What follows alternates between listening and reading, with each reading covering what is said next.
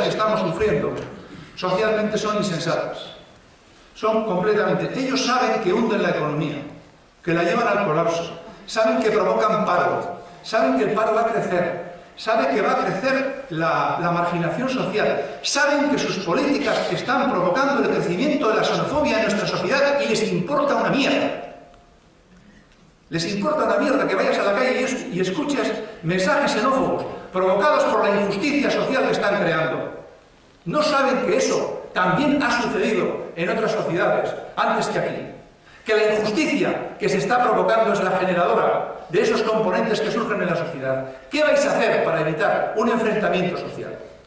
Es insensata la política que se está haciendo y estamos muy cabreados. El Fondo Monetario, ayer, que es uno de los que manda, de los que dirige la economía, que dice que hay que hacer, ha dicho: en el Estado español va a haber que poner más dinero público para sanear a bancos y cajas.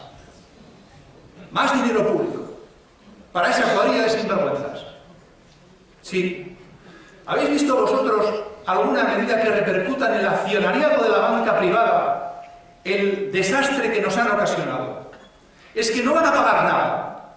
Es que lo vamos a pagar todos nosotros, ¿no? Esto es lo que está pasando en la política. Esto es el componente, el común denominador de una política entregada de monaguillos, como plastilina, les meten el dedo, hacen lo que quieren con ella. Hacen absolutamente todo lo que quieren con ella. Ese es el papel necio que decide la política representar, que tiene un común denominador. No se rompe el consenso patronal. El consenso de capital no se rompe, sea quien sea el partido.